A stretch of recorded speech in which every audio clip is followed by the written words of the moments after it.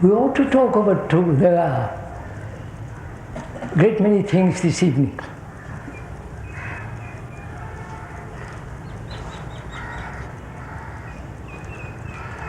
We should talk over why human beings get hurt.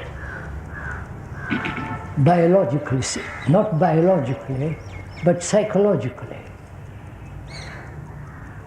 And that hurt they carry all through their life. And also we ought to talk over together the question of sorrow. Whether that sorrow can ever end, and the implications that are involved in the ending of sorrow. And also, as it is the last but one talk, we ought to also go into the question of what is death. Because tomorrow, if you are here, and I probably will be here too, we shall talk about meditation. And if there is anything that's really sacred in life, we'll talk about that tomorrow. But today, this evening, it's rather lovely. Marvelous clouds, I don't know if you have noticed it.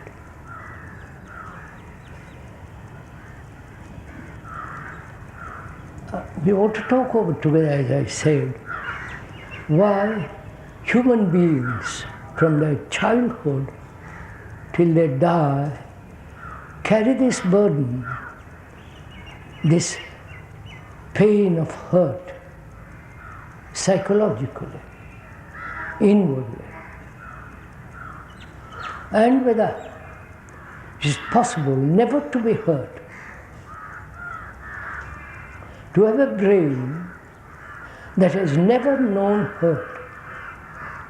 You understand? And as we also said last two talks, if you don't mind being repeated, this is not a lecture.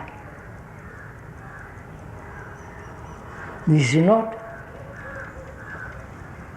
a meeting, a gathering, where one speaker instructs others or informs others. We are having a conversation. Two friends sitting under a tree, quietly, happily, relaxed, talking about their daily life, talking about the art of living, which is the greatest art. And neither of them was convincing the other, not doing any kind of propaganda of conviction or make the other yield to a certain argument. But two friends who have known each other for some time are talking about their lives, as you and the speaker are doing now. It's a form of dialogue.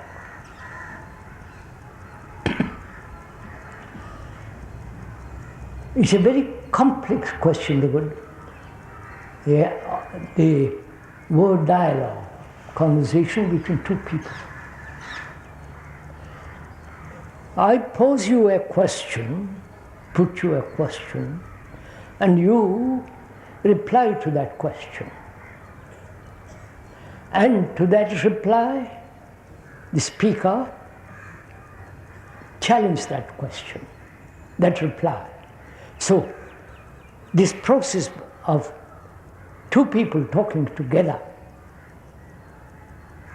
and in the process of talking together, both of them disappear, but only the question and answer remains. You understand? Probably you've never done that kind of conversation. have never had such a dialogue. We're going to try it. That is, you put a question, to that the speaker replies, and you respond to that reply, back and forth, till you have exhausted your prejudices, and the speaker also exhausts his convictions, so that both of us are free, and therefore there is no you and the speaker remain, but only the question remains. Have you understood a little bit of this? Probably you've never tried this kind of thing, because we're all so full of ready answers. So, we're going to first the art of living. The word art is means etymologically joined together, join things together. But I think we ought to give a totally different meaning to it. Art is to put everything where it belongs.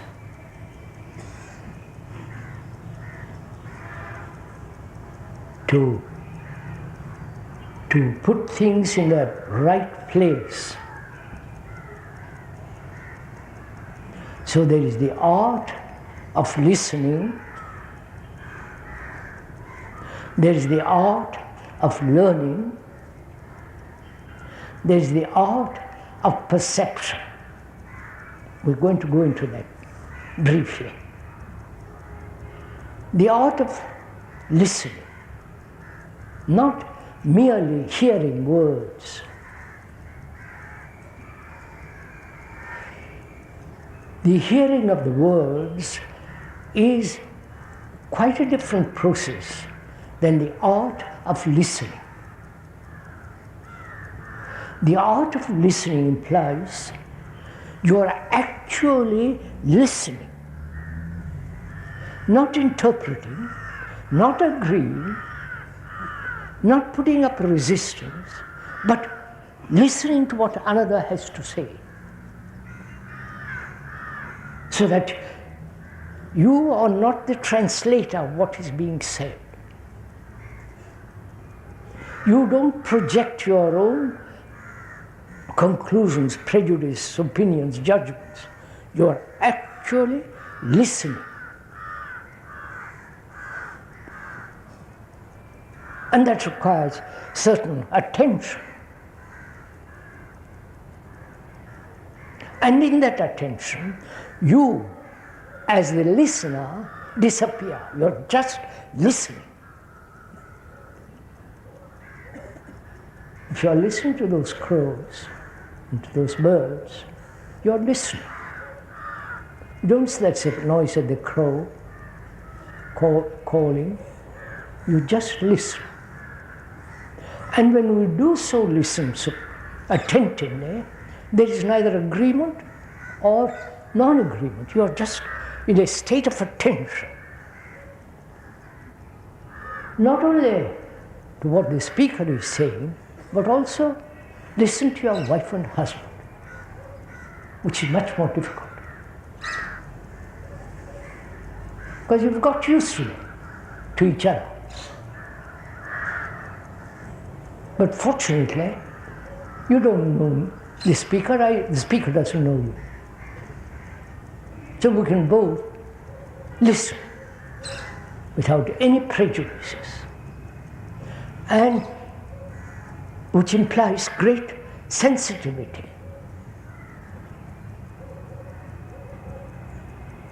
To have your senses active,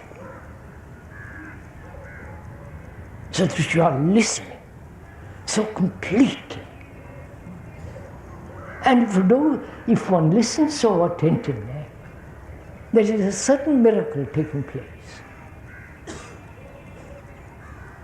It's not a listening of one opinion against another opinion or argument against another argument, however reasonable, however crooked, illusory, but a listening in which there is silence. And there is an art of learning. You don't mind my talking like this? Don't so easily, if I may point out, agree so quickly. As the speaker is talking, do it. Listen to that crow. So you listen with your senses naturally, not just with the hearing with the ear, but with all your senses awakened. Listen to that. Then you don't exist, only the sound. Sound has an extraordinary importance in life. May I go like this? You don't mind?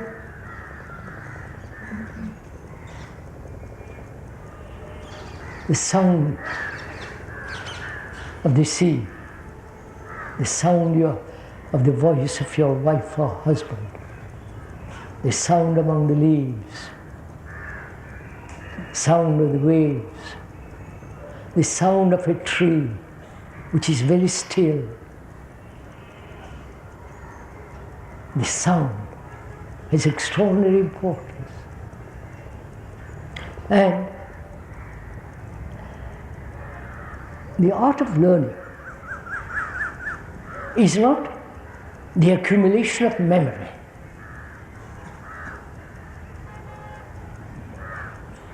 Go to school, there you are cultivating memory. Mathematics, biology, physics, and so on.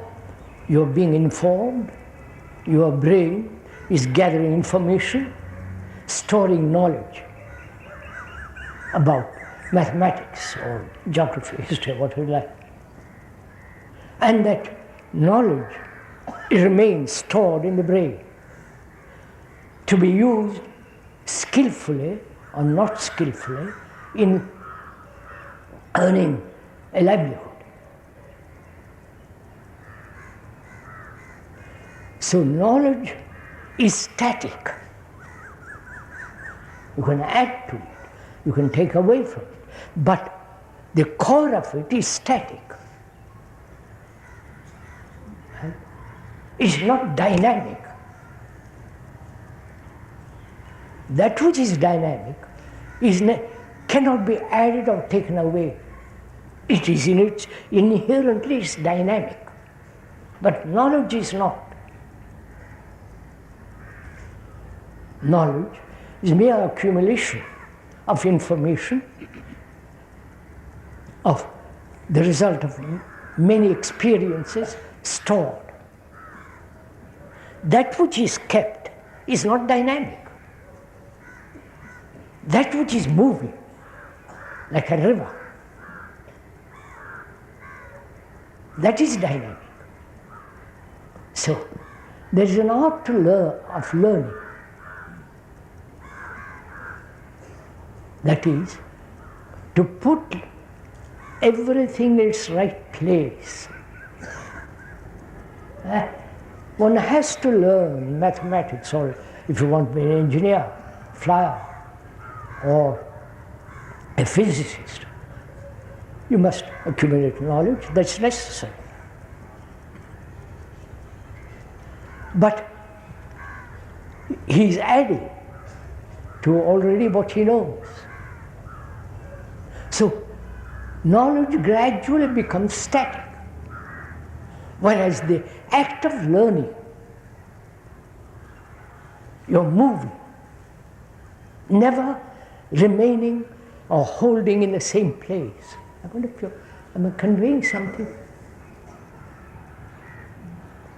Are we understanding each other?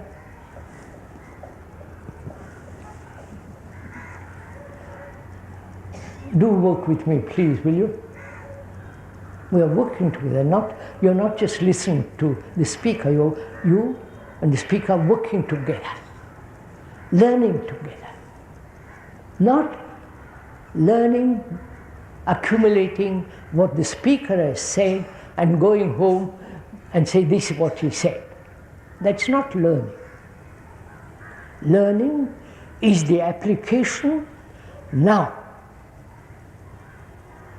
of what is being said and discovering for yourself whether it's true or false. If it is true, act.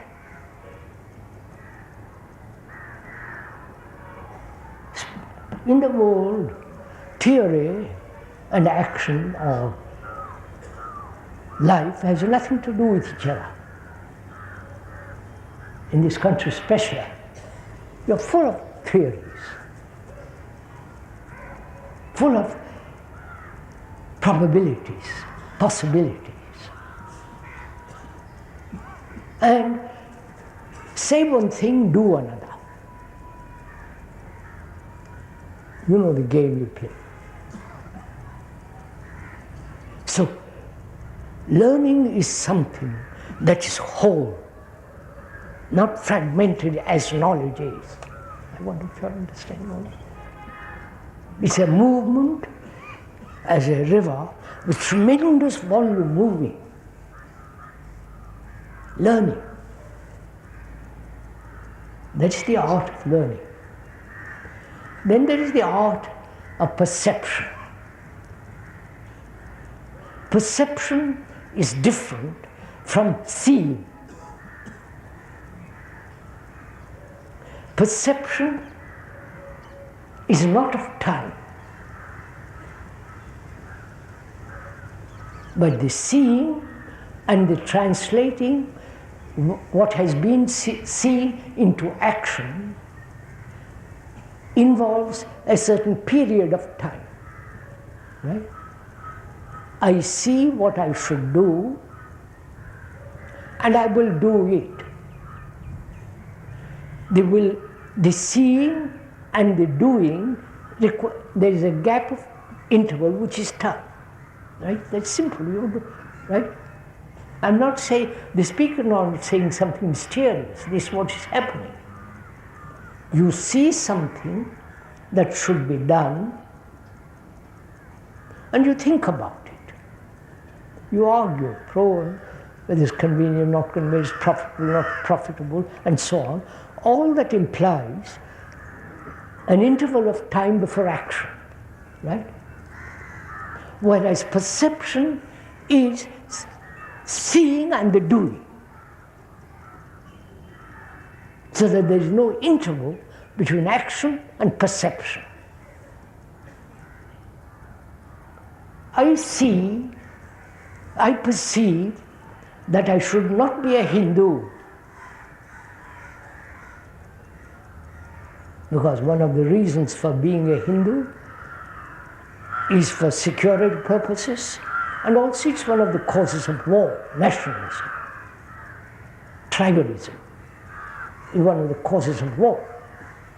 So I see that, I perceive it to be the true, and therefore I'm no longer a Hindu. But whereas, if I say, why shouldn't I be a Hindu? It is convenient, it gives you a certain sense of security. I must go with the current.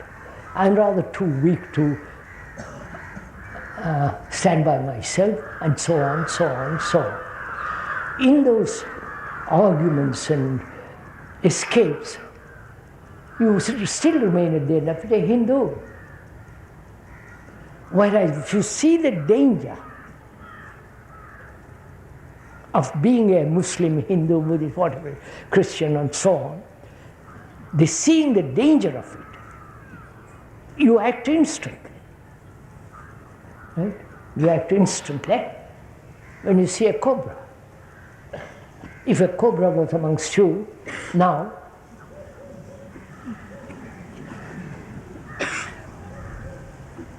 my goodness, how you would act.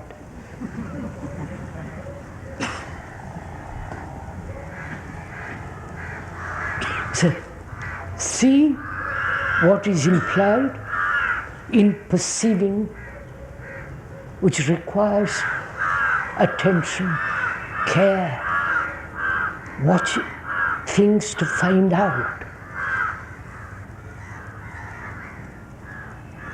So there is the art of listening, the art of learning, and the art of perception. If one lives with this art, then life becomes an extraordinary thing. Because it requires great sensitivity, care, attention. So having said all that, let's inquire, because in inquiry you must be free to inquire. But if you are attached to a particular conclusion, it's not possible to inquire. Your conclusion then directs your inquiry, right? So to inquire there must be freedom.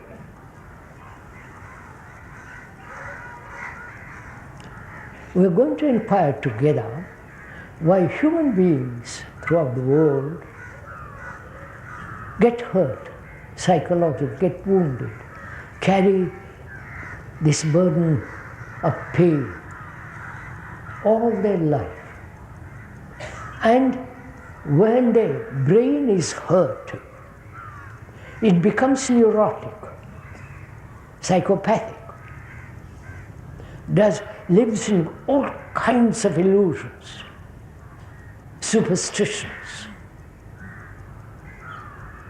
And most human beings from their childhood are psychologically wounded. Aren't you all wounded? Do be a little honest yourself. Aren't you wounded? In the school, the teacher says you are not as good as that boy.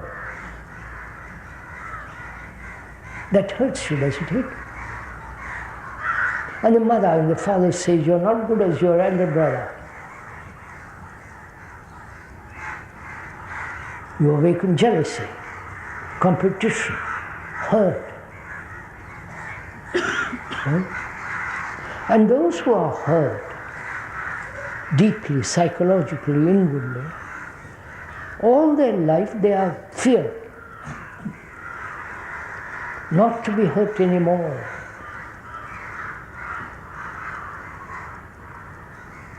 And so they build a wall around themselves, isolate themselves. Don't you all do this? Huh? Are you all people who have never been hurt? Your husband or your wife says something cruel, a passing word, stinging, and that remains recorded in the brain. And that hurt breeds all kinds of fears, anxieties, pain. Most people are not aware of all these hurts. If one becomes aware that one is hurt, and one sees the consequences of that hurt, then what is it we are asking that is hurt? Who is it that is hurt? You are listening, I hope, learning. When I say I am hurt by what you said yesterday, who is the I that is hurt? Please kindly listen to this, because it's your life, not the speaker's life, but your personal life. And we are learning the art of living,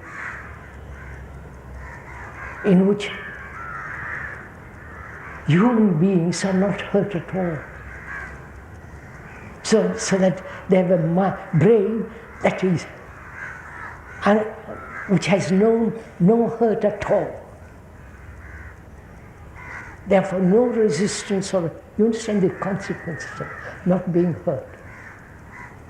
So, who is hurt? See, I am hurt. The I is the image that I have built about myself. Right? Are we together in this? You have images, haven't you, about yourself? That you are a Christian, that you are a Buddhist, that you are a Hindu, you are a Muslim. You must be a great man, you are a great man. You have all kinds of images. If you are a professor, you've got an image about yourself. If you are a scientist, you have an image about yourself. If you are a housekeeper, you have, so on. You have images. And it is those images that get hurt. And the image is you. Right? Are we clear on this matter? You get hurt because you are the image that you have built about yourself. I sit at a platform. I've sat on a platform all my life, unfortunately. And somebody comes along and says, you're an ass.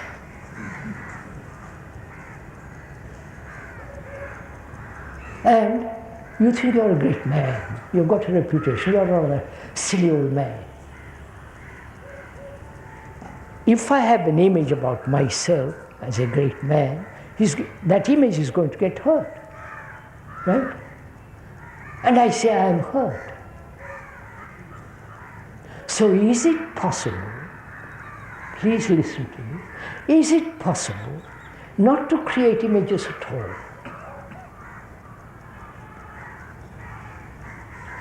Not to have an image about yourself at all. That you're a great lawyer. That you're a rather shady politician. Or that you are a religious man. Not to have a single image. Have you ever tried it?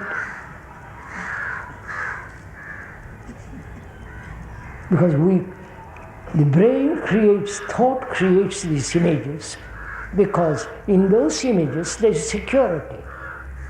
At least thought thinks there is security in these images. Right? And these images get hurt, therefore there is no security at all. So is it possible not to have a single image? The image is the recording process in the brain. You say something to me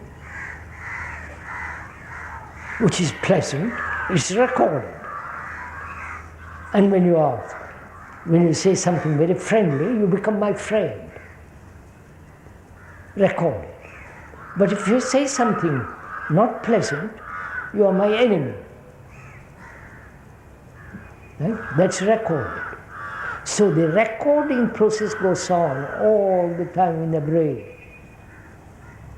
Because if you don't record and depend on that record for security, where are you? You understand my question? Are you following all these questions?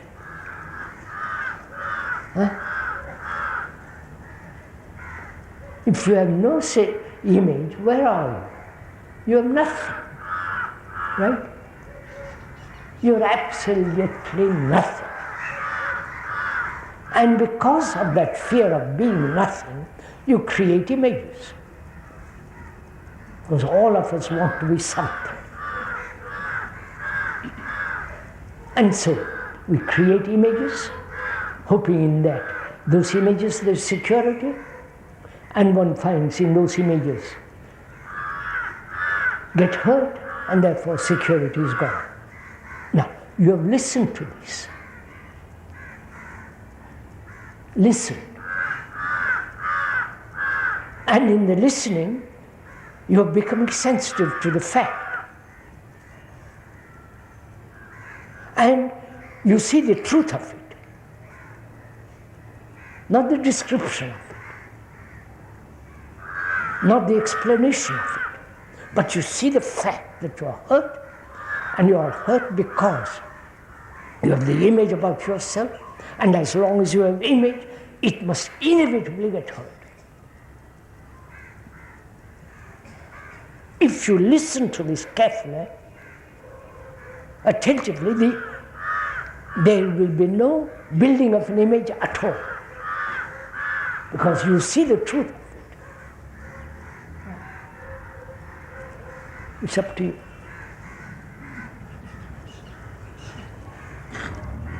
We ought to talk over together, or rather listen together,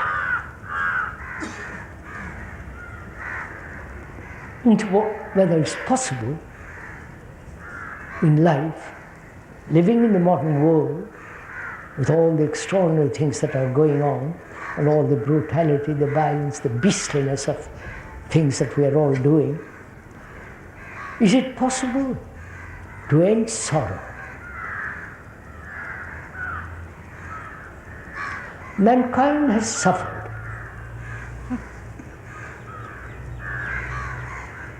for thousands and thousands of years. We have evolved in suffering.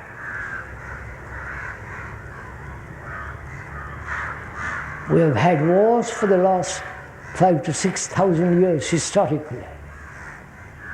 And imagine the number of people killed, wounded, maimed, and all the people who have shed tears. And in our daily life, we suffer a great deal. Suffering isn't merely physical. One has a disease, either it gets cured or it doesn't, and you put up with it if you can. But sorrow is much deeper than that. Sorrow is remorse, regret, guilt, feeling of guilt, pain, and the feeling of desperate loneliness. Sorrow isn't something that you casually put aside, like physical pain, if you can. But sorrow is something that is extraordinary.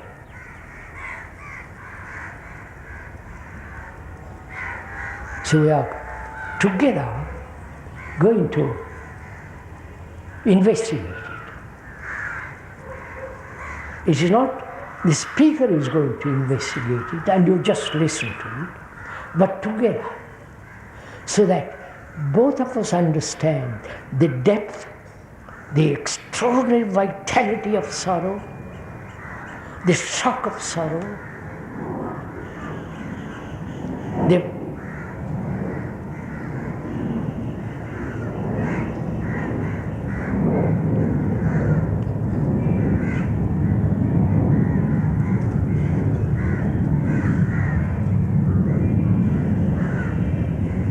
Do you listen to that noise, to the roar of that engine? Or do you resist it?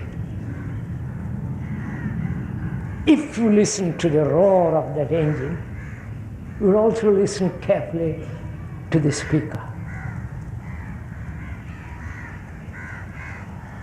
Because both are sounds.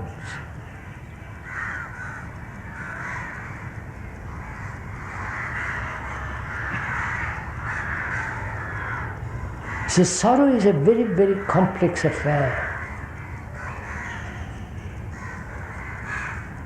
Sorrow that exists between a wife and between a man and a woman.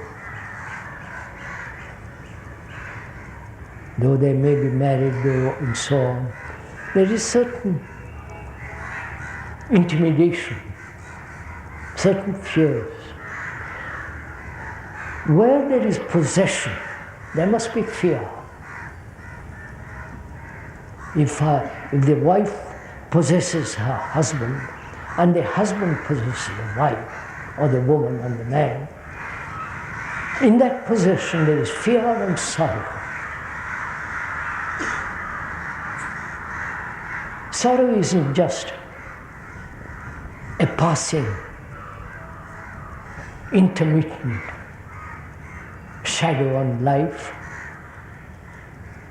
but is there always, all of us.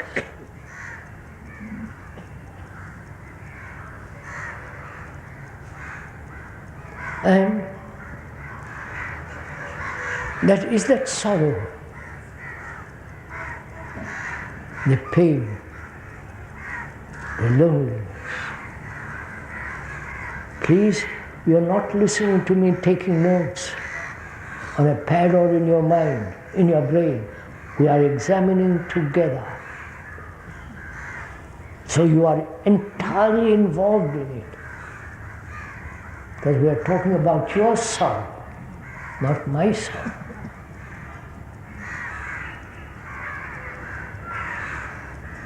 And this burden, the pain, the anxiety, the loneliness, the despair, the depression, the guilt, the remorse, all that, all those feelings, all those reactions contain, hold in that one word. The pain that you can never become the head of something. The pain of your own incapacity. The pain of not being able to do certain things which you want to do. The pain of ignorance. Not the ignorance of books, but the pain of ignorance of oneself. All this is sorrow. And also the sorrow when the husband leaves the wife and left children.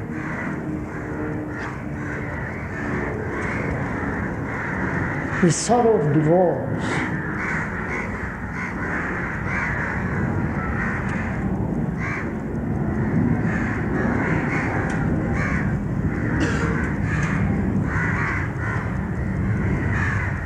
And the sorrow of loneliness.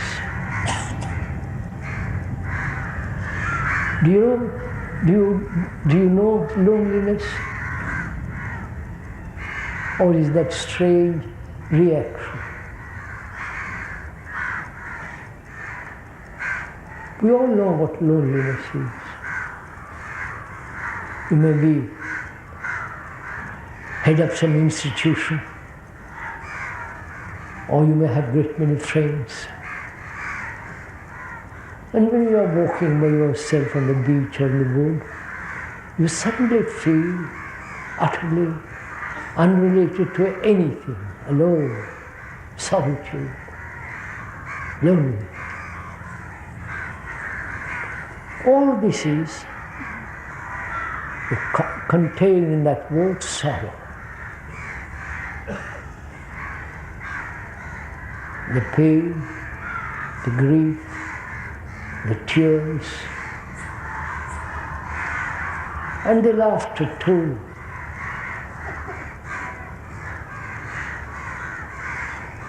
And man has lived with it, is conditioned by it. And after these 50,000 years, this man has come into being. Man, which means woman too, man has carried this burden. He may go to temples, he may try to escape from it, pray, worship, but that sorrow is always there. My son dies.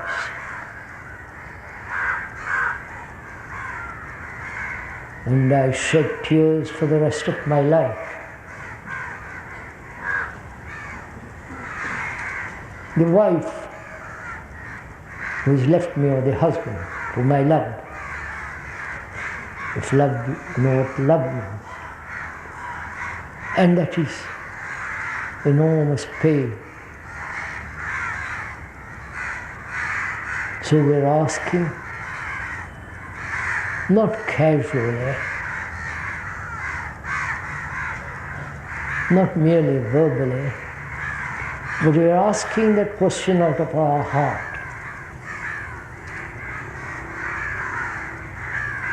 Whether that sorrow can ever end.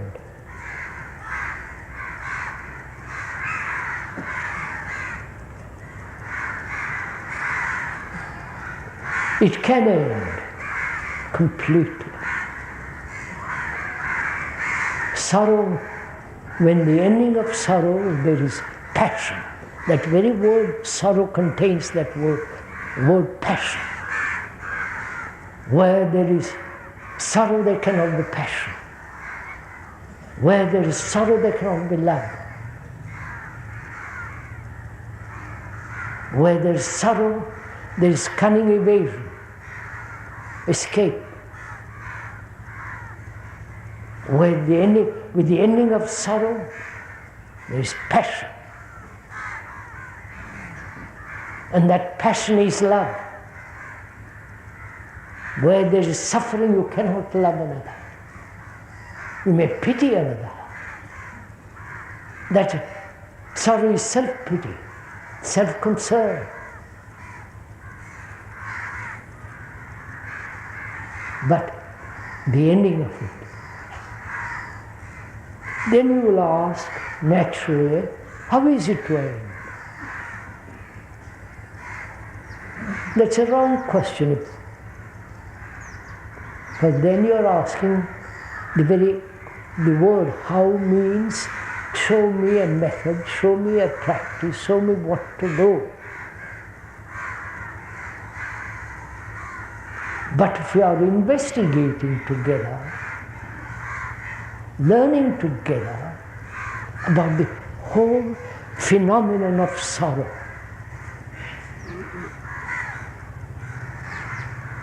not escaping, not trying to find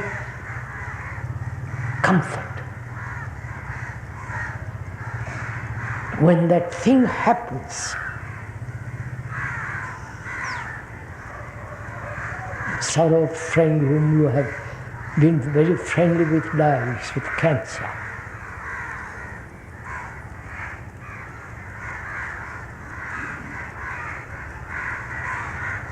And there is the feeling that is gone. Now, sorrow is a challenge.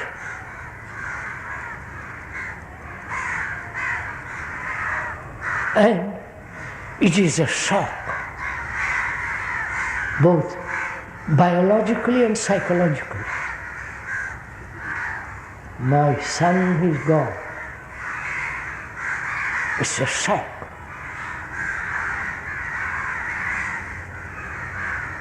And the fact is, he's gone.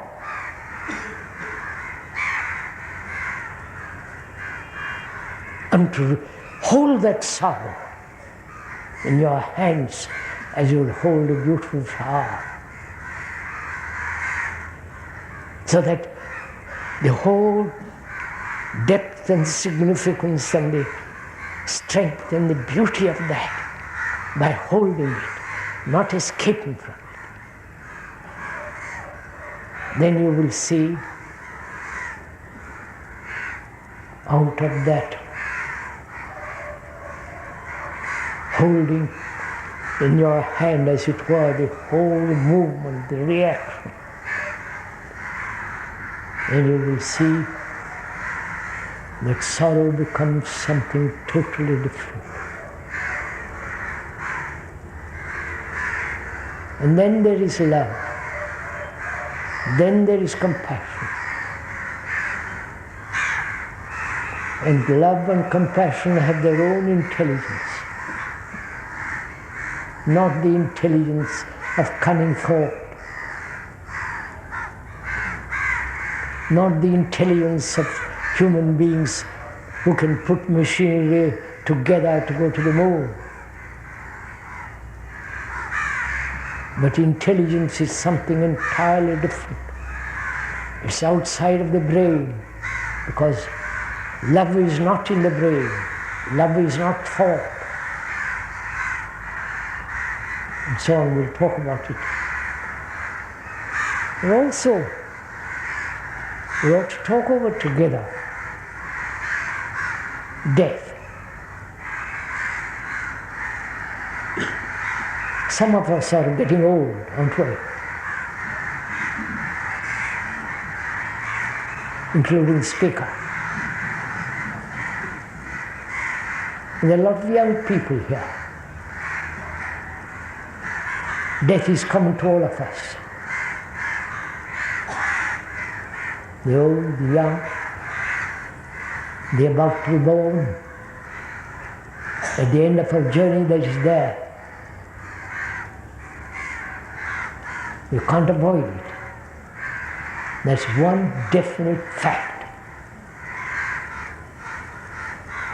Think of all the people who have lived in this earth, have not died. Understand what I'm saying? If all the people who existed before we are lived, what kind of earth this would be?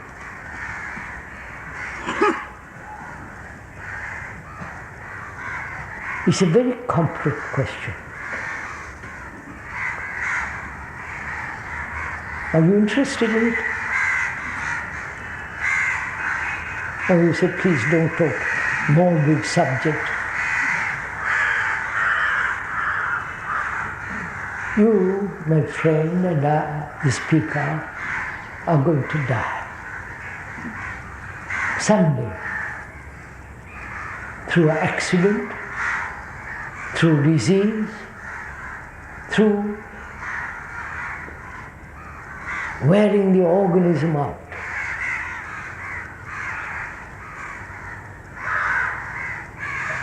And slowly the decaying of the brain, Gagaism, forgetting, becoming senile.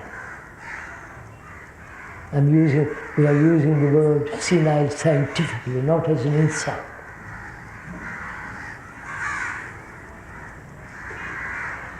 So, death is waiting.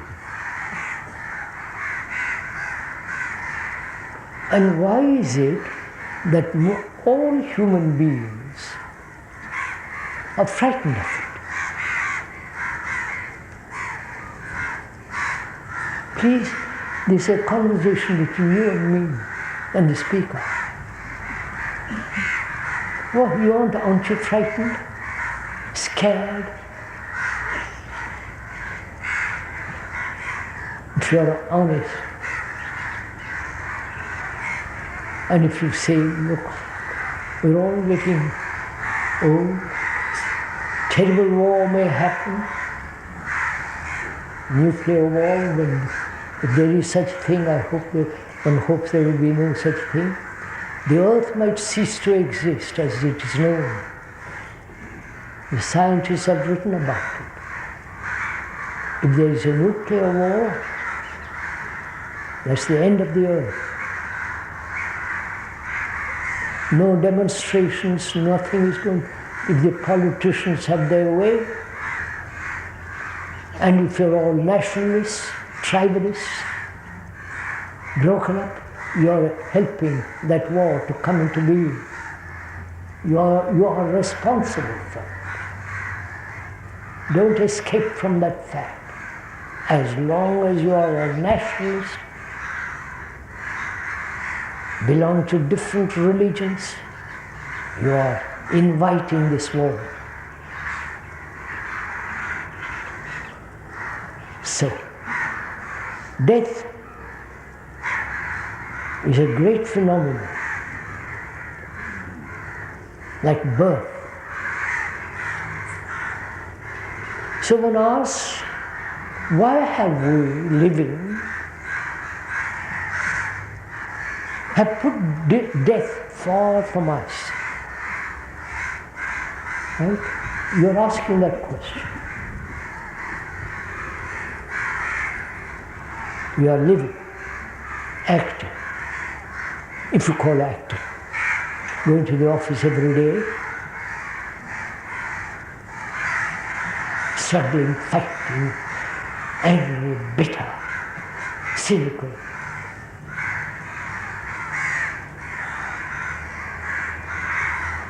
And why is it that we have separated life as a thing and death as something else? Why is there this gap, long years? What is important? The ending or what? The ending, which is death, which is important. Isn't it important?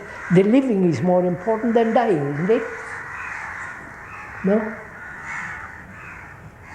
Right? Because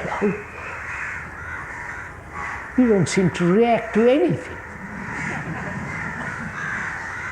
Most extraordinary phenomenon.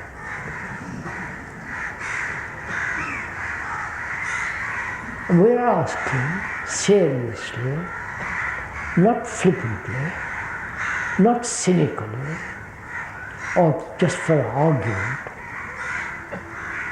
which is important, living or dying? If you could reply, you say living naturally. So what is living?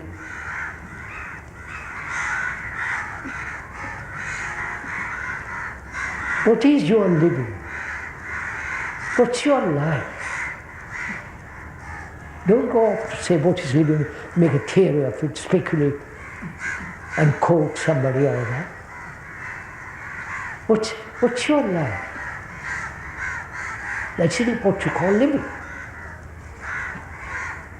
Your sensory responses, your sexual responses, your fears, going to the office from 9 o'clock to 5 o'clock for the rest of your 60 years, think of it, the horror of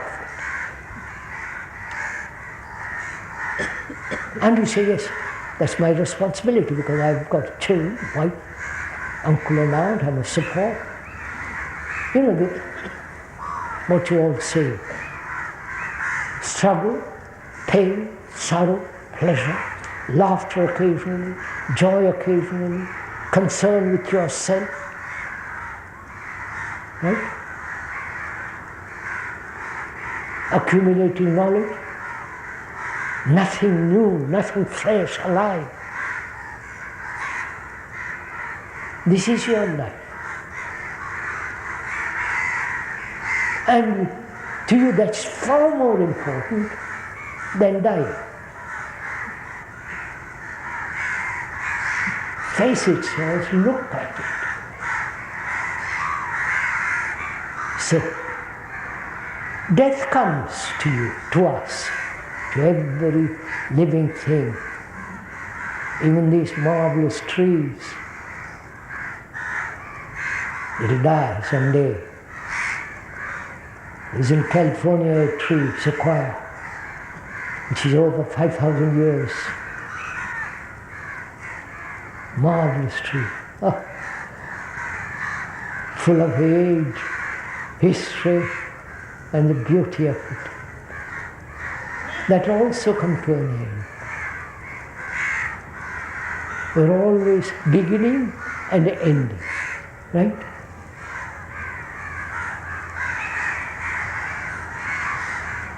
So death is something that's final and ending. But we don't want to end so drastically, finally. So we believe in reincarnation. I will live next life, a better chance. I'll become the Prime Minister next life. I'll be the Guru of Gurus next life. I will attain enlightenment next life. Right? So, the organism, the biologically there is an ending to it, physical organism. And also, biologically, as a matter of fact, the brain matter is also being worn out by constant struggle, constant conflict, degenerating. Knowledge is one of the factors of this deterioration of the brain. Because we depend so much on knowledge. We said the art of living is to put things in their right place. You need knowledge to write a letter, to do your business. You need knowledge to go to the temple. The knowledge has created the gods inside the temple, and the mosques and the churches. So, one of the factors of the brain becoming old is the accumulation of knowledge. Takes a listen to find out.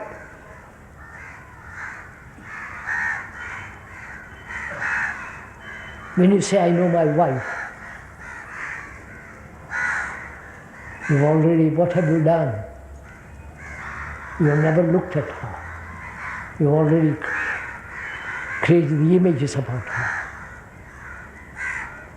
So, there is death and there is living. The living is also becoming more and more dangerous, more and more painful, more and more uncertain. Confusion. This is our life.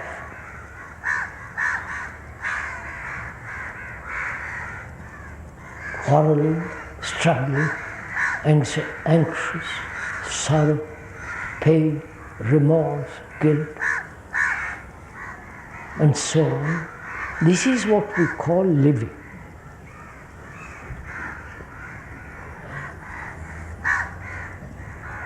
And we say, no, dying is the ending of all this.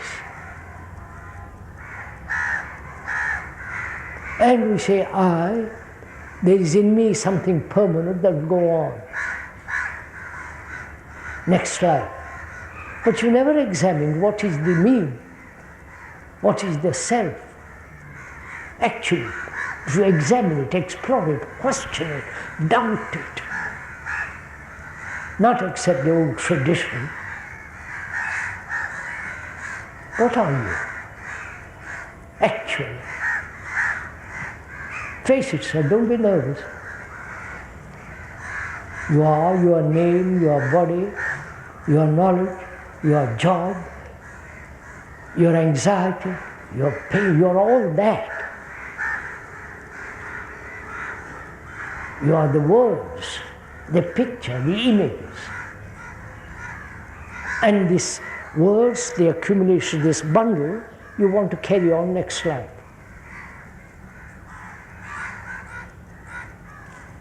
Is there a next life as you want it?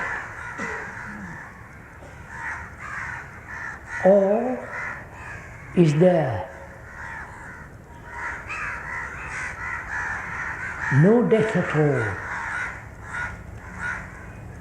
Oh, you wouldn't understand this.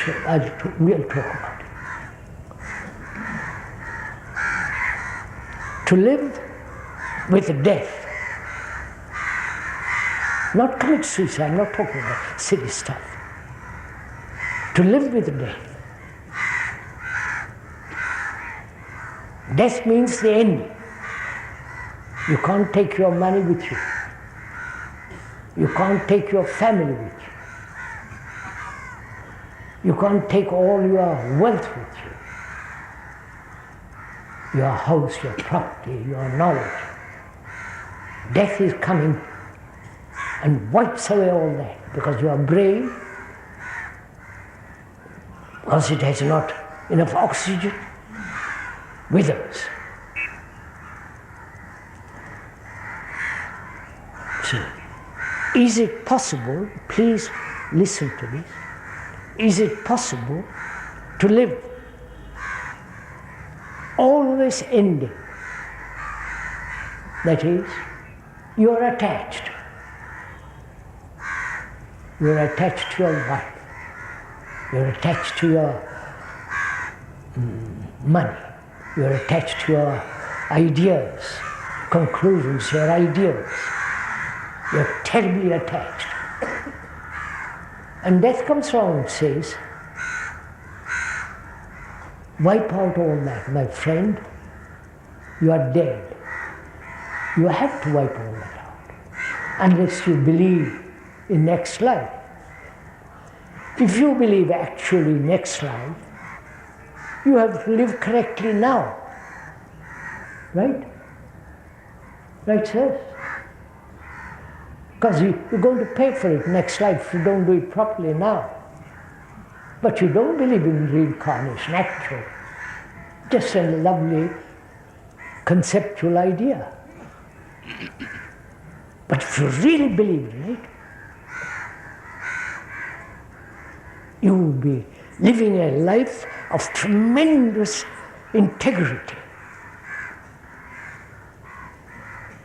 Saying exactly what you mean and doing exactly what you think. But you don't believe in reincarnation, just a theory, as so many theories you have. You might ask the speaker, do you believe in it? As you inevitably are going to ask. I have no belief. The speaker has no belief about anything.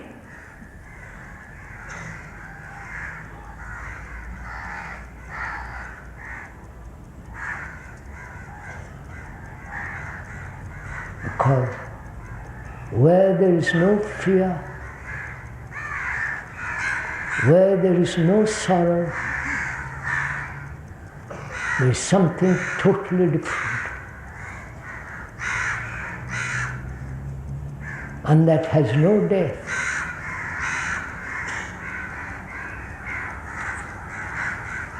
Compassion is not my compassion. Love is not my love. Love is love. Intelligence is not mine or yours, it's intelligence. So where there is the ending of all this, there is the other.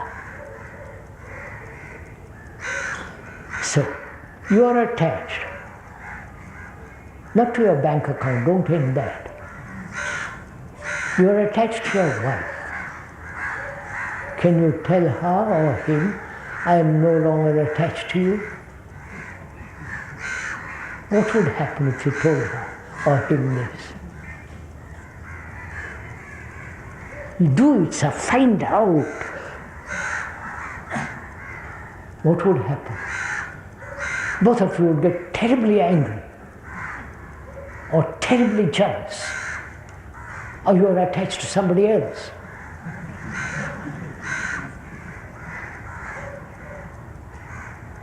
But death is going to free you from attachment. So while living daily to end attachment, you understand what I'm saying? I'm attached to this house. If I am. I'm attached to my reputation. If I am. And to live is to end attachment. So I'm living and at the same time dying. You understand that? So that the two are never separate. So that implies a movement which is not of time.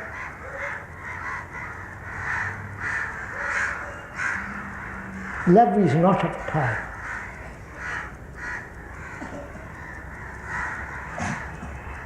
Love isn't something put together by thought. Thought is of time.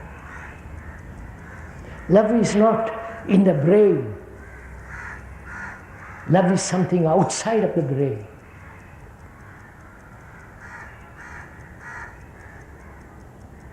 And to live means also the ending. If you see the truth of this, not say, I will die, I will get unattached, which means nothing.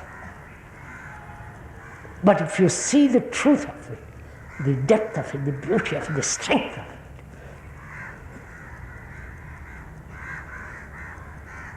then the brain becomes unconditioned. It's not conditioned there through attachment.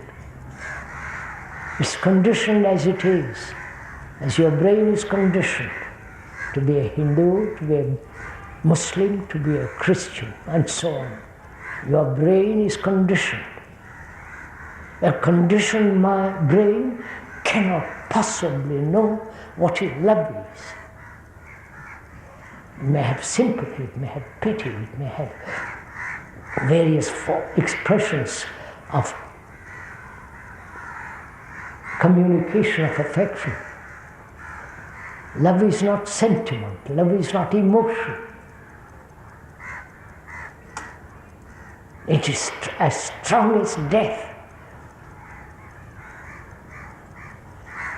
And so,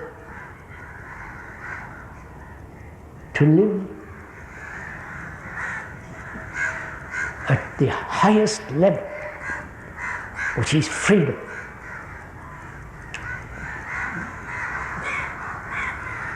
freedom from all the petty things of life. But I have to earn a livelihood. As society is put together, structured, I have to earn a livelihood. I will do it. But that's not the end, as you make it. Earn money, power, position. Have you ever considered whether power is evil?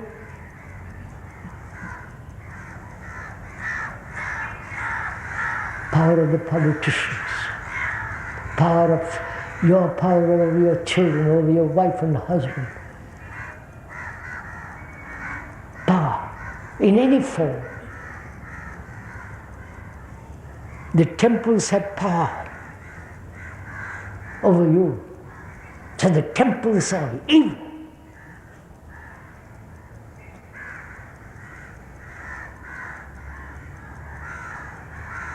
All the churches, because they have enormous power over your mind, over your brain.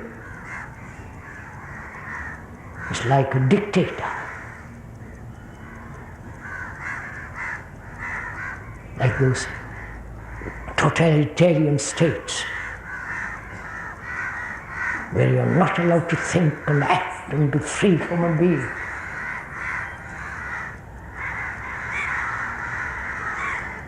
So, when you understand the whole way of living, the art of living,